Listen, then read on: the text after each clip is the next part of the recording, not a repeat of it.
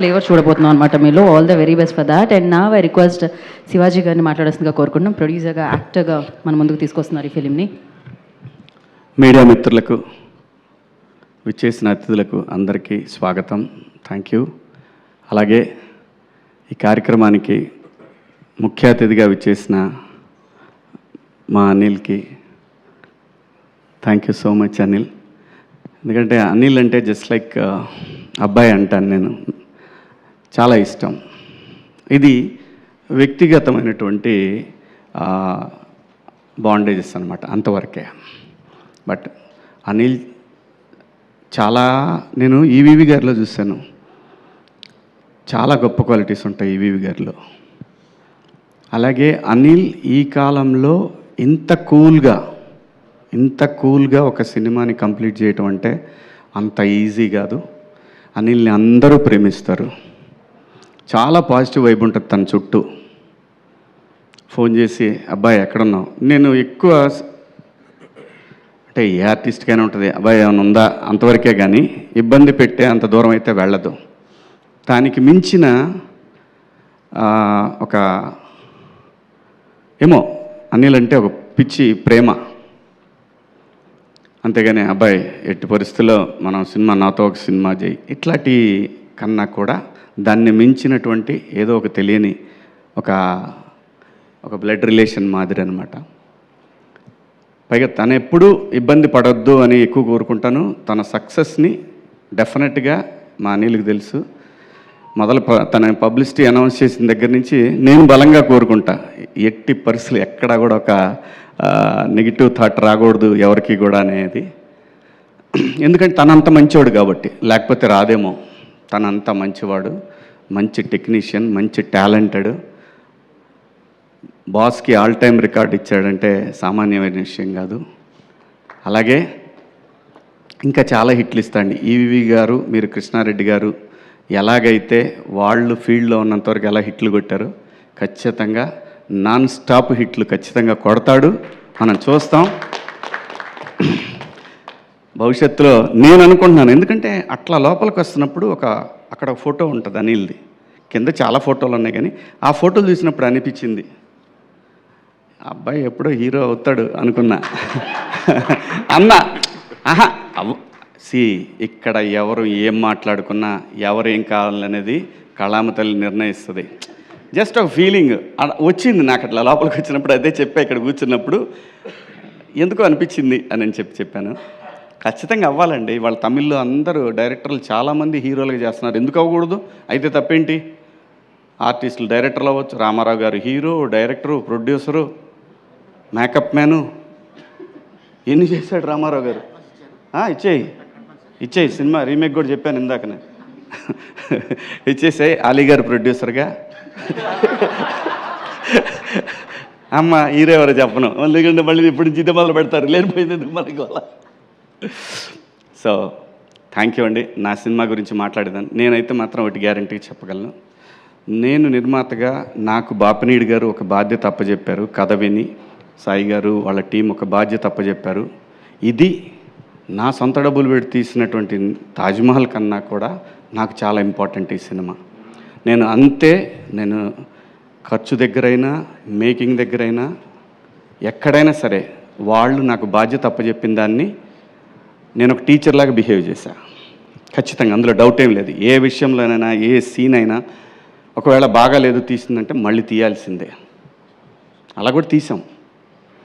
యాక్చువల్గా ఈ సినిమాలో సాంగ్ లేదు, కానీ ఆ సాంగ్ నన్ను హాంట్ చేస్తుంది ఎప్పటి నుంచో.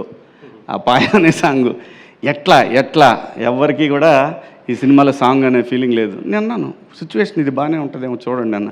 అందరికీ నచ్చింది, ఇంక్లూడింగ్ సాయి గారు.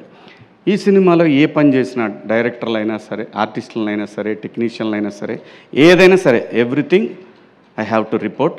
అలాగే చేశాను ఈ సినిమాని. అలాగే వాళ్ళు నాకు ఏదైతే బాధ్యత అప్పచెప్పారో, ఏ రోజు కూడా వాళ్ళు రాలేదు, సెట్కి రాలేదు. అలాంటప్పుడు ఇంకా నా మీద ఇంకా ఎక్కువ బాధ్యత పడింది. మా నితిన్ గారు కానీ, అలాగే మన సాయి కిషోరు, సుహృత్తు, వీళ్ళందరూ కూడా మాకు ప్రమోషన్స్కి వచ్చేసరికి మనోడి పేరు మర్చిపోతాను, మార్కెటింగ్ యువకాంత్ తను, అలాగే ఇంకా మా మహా అయితే ఇప్పుడు 1990s నుంచి పరిచయం నాకు. అందరూ కూడా ప్రతి ఒక్కటి కూడా అది ఒక పెద్ద టీం వర్క్ కంపెనీ అండి. అంతేగాని అక్కడ ఎవరు బాస్లు అవి ఏముండదు, ఎవరి పని వాళ్ళు చేయాల్సిందే. అలాంటి ఒక కంపెనీతో నాకు ఎప్పటికీ విడదీయలేని బంధం ఏర్పడింది. ముఖ్యంగా దీనికి కారకులు బాపినీడి గారు. ఆయన ఎప్పుడు తలుచుకుంటానే ఉంటాను. ఆయన ఒక మాట అనబట్టే ఈరోజు నేను ఇక్కడ నిలబడి మళ్ళీ ఆర్టిస్ట్గా ఇంత బిజీ అయిపోయి వరుసన హిట్లు పడ్డాయంటే కారణం ఏదో చాలామంది కోరుకున్నారు, నువ్వు ఆర్టిస్ట్గా ఉండాలి, నువ్వు ఆర్టిస్ట్. అలా నన్ను రీఎంట్రీ ఇచ్చింది బాపినీడి గారు. బిగ్ బాస్, ఆ తర్వాత కోర్టు, ఆ తర్వాత దండోరా, ఆ తర్వాత బిగ్ బాస్ బజ్జు, ఏది కూడా ఎక్కడా కూడా నాకు ఒక్క నెగిటివ్ ఇది కూడా రాలేదు. ఈ సినిమా కూడా ఖచ్చితంగా, ఎందుకంటే మా అబ్బాయికి టైం లేదు కాబట్టి నేను చూపించలేకపోయాను. సినిమా ఖచ్చితంగా చూపిస్తాను, రిలీజ్ ముందే చూపిస్తాను. ట్రైలర్ చూసి చాలా చాలా బాగుందని చెప్పాడు. ఏదన్నా సరే అనిల్, ఏదన్నా అవకాశం ఉంటే అనేది ఈ ఇండస్ట్రీలో ఎవరు నన్ను అడుగుతాను అని అంటే ఎందుకంటే నేను ఎవరిని అడగలేనండి, అది ఒక అనిల్ని. అలాగే ఈ సినిమాలో ఒక సాంగ్ కోసం నేను చాలా ఆలోచించాను, కానీ సడన్గా బండ్ల గణేష్ అన్న అనే థాట్ వచ్చిందంటే మా అబ్బాయి రిక్కీ థాట్ అనమాట అది. రిక్కీ చెప్తే అప్పుడు నేను వెళ్ళి గణేష్ అన్నని అడిగాను. పాట విని అరే చేసేద్దాం అని అన్నాడు. అంటే ఆర్టిస్ట్గా ఏమీ ఇవ్వకుండా ఎవరితో పని చేయించుకోకూడదండి. ఆర్టిస్ట్ అనే కాదు, ఎవరితో నేను ఏ పని చేయించుకోలేదు. నేను ఎంత బతిమిలాడినా నా దగ్గర నువ్వు రూపాయి ఇస్తే, ఎందుకంటే తనకి నేను చాలా రుణపడి ఉన్నాను. ఎప్పుడు ఇండస్ట్రీకి వచ్చినప్పటి నుంచే గణేష్ అన్నకి నేను రుణపడి ఉన్నాను. ఖచ్చితంగా తీర్చుకుంటా. ఎవరి రుణం తీర్చుకోకుండా మాత్రం ఇక్కడి నుంచి వెళ్ళాం, మనం తీర్చుకొనే వెళ్తాను. ఇంకా ఈ సినిమా టెక్నీషియన్స్కి వచ్చేసరికి సుధీర్ కథ తీసుకొని వచ్చాడు. కొత్త కుర్రాడు, నాకు తెలుసు. ఆ సైకిల్ దొక్కేటప్పుడు నేర్చుకునే ఆ ఇబ్బందులు ఉంటాయి కదా, ఒక్కోసారి సరిగ్గా తోలు, పట్టుకో, హ్యాండిల్ పట్టుకో, ఇలాంటివి ఉంటాయి. సో వాళ్ళకి తెలుసు ఇలాంటివి అన్నీ కూడా. ఎందుకంటే తను చెప్పిన టెక్నీషియన్లే పెట్టుకున్నా మళ్ళీ. ఎందుకంటే నేనంటే వాళ్ళు క్లోజ్ అయితే బాగా వస్తుంది అవుట్పుట్. అది కెమెరామెన్ అయినా, ఎడిటర్ అయినా, ఎవరైనా సరే అందరినీ తనకి ఇష్టమైన టెక్నీషియన్లను పెట్టాను. అలాగే మ్యూజిక్ డైరెక్టర్ వచ్చేసి బ్యాక్గ్రౌండ్ స్కోర్ రంజన్ రాజ్ అని చెప్పి, తను మలయాళీ అనమాట. అద్భుతంగా చేశాడు. ఈ సినిమాని సక్సెస్లో 50% అతనికి క్రెడిట్ వెళ్తుంది ఖచ్చితంగా. 100%, నో సెకండ్ థాటే లేదు. సినిమా ప్రతి ఒక్కళ్ళకి నచ్చుతుంది. మా ఇద్దరి కాంబినేషన్ నచ్చుతుంది, మళ్ళీ మా ఇద్దరి కాంబినేషన్ నచ్చుతుంది, అలాగే మా ఇద్దరి కాంబినేషన్ నచ్చుతుంది. ఎందుకంటే ఆలీ అన్న ఈ ఇండస్ట్రీకి వచ్చినప్పటి నుంచి నాకు పరిచయం. నన్ను ఒక సొంత తమ్ముడి కన్నా ఎక్కువగా చూసుకున్నాడు ఆలీ అన్న. అప్పటి నుంచి కూడా ఫ్రమ్ ద బిగినింగ్ నేను 96 నుంచి నేను ఆలీ అన్నతో నా జర్నీ. ఆలీ అన్న ప్లస్ గణేష్ అన్న, చనిపోయాడు వేణుమాధవ్ అన్న, ఆయన, వీళ్ళందరూ నన్ను ఒక సొంత తమ్ముళ్ళలాగా చాలా బాగా టేక్ కేర్ చేశారు. ఏ సందర్భంలో అయినా సరే, ఇప్పటి వరకు, ఈరోజు వరకు కూడా. అలాగే చాలామంది ఉన్నారండి ఇక్కడ నాకు సహాయం చేసిన వాళ్ళు. ఇంకా మా చిత్రం సీను, వీడప్పుడే అప్పటి నుంచి పరిచయం. వాడిని చూస్తే భయం వేసేది నాకు. అప్పుడు గ్లాసులు పెట్టుకొని ఇట్లా తిరుగుతుండేవాడు. ఎవడు రీడు పాతాడు, మనమే ఊరి నుంచి వచ్చి ఎవడు రీడు మాస్టర్ సినిమాకి. అలాగే బబ్లు, ఇంకా ధనరాజ్ ఆడు, అది తర్వాత లాస్ట్లో చెప్పాలి, పెద్ద ఆయన పేరు ధనరాజ్. ఎప్పుడు అడిగితే అప్పుడండి, తనకి ఇచ్చిన రెమ్యునరేషన్తో పోల్చుకుంటే తను చేసిన డేట్లు చాలా ఎక్కువ. ఏ రోజు కూడా అడగలేదు. ఎప్పుడు ఫోన్ చేస్తే అప్పుడు అన్నా 2 రోజుల ముందు చెప్పేవాళ్ళం ధనాయ్, లేదంటే ఒక రోజు అటు ఇటు అయినా సరే చేసేవాడు. ఎందుకంటే కొన్నిసార్లు మాకు సీన్ నచ్చ కూడా మళ్ళీ చేయాల్సి వచ్చింది. లొకేషన్ నచ్చక చేసిన సందర్భాలు కూడా ఉన్నాయి. సో ప్రతి ఒక్క ఆర్టిస్టు, మన రఘుబాబు అన్న, అలాగే పృథ్వీ గారు, అలాగే తన పేరేంటి పమ్మిసాయి, చెమ్మక్ చంద్ర, రాఘవ, బుడ్డ నరేషు, అందరూ ప్రతి ఒక్కళ్ళు కూడా, ఇమ్మాన్యుయలు, ప్రిన్స్, చాలామంది అండి, 30 మంది ఆర్టిస్టులు ఉంటారు, గట్టిగా ఉంటారు ఆర్టిస్టులు. ఎవ్రీ సీన్లో ఆర్టిస్ట్ వస్తూనే ఉంటాడు, కొత్త ఆర్టిస్ట్ ఎంటర్ అవుతూనే ఉంటాడు. అది అనుకొని చేసింది కాదు, అలా అయింది. సమీరు. సో అందరూ ప్రతి ఒక్కళ్ళు కూడా చాలా బాగా కోఆపరేట్ చేశారు. మరీ ముఖ్యంగా చెప్పాల్సిన విషయం ఏంటంటే లయ. లయ ఈ సినిమా తను కూడా ప్రొడ్యూసర్లానే చేసింది. 4 o'clock అంటే ఎర్లీ మార్నింగ్ 4కి వచ్చే 6కి షాట్ ఉందంటే అలా వాడు కూడా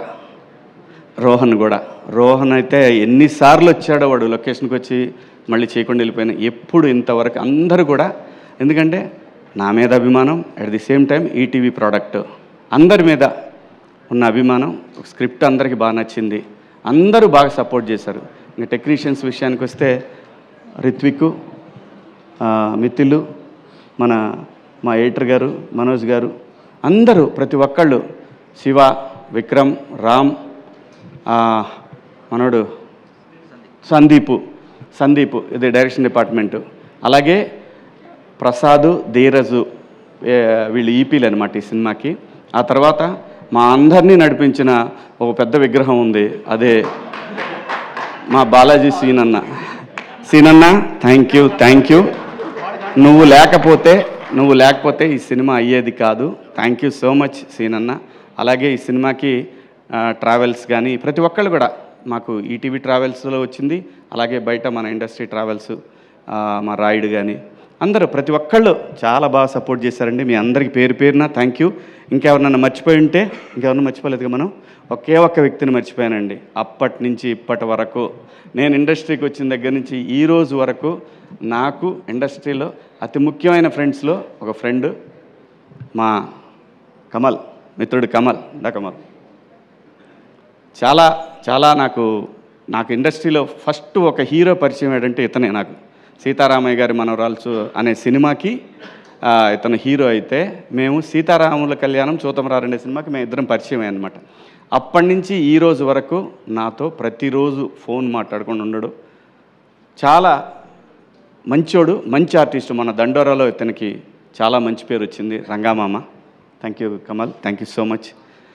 అలాగే అందరండి, కాదంబరి కిరణ్ గారు, ఈ సినిమాకి పనిచేసిన కాదంబరి కిరణ్ గారు, ఇంకా చాలామంది ఆర్టిస్టులు పనిచేశారు. అందరికీ పేరున ధన్యవాదాలు. Thank you so much once again. Thank you Bapineedu garu, thank you Sai garu, thank you Nithin, thank you so much అండి మీ అందరికీ. అబ్బాయ్ thank you, I love you, thank you so much. Thank you Shivaji garu, thank you so much. So విన్లో మరొక thanks అండి, sorry. అయ్యో thank you. And కాదు, తెలుగు చలనచిత్ర సీమలో వరుస విజయాలు అని గూగుల్లో టైప్ చేస్తే ఫస్ట్ వచ్చేది రాజమౌళి గారి పేరు.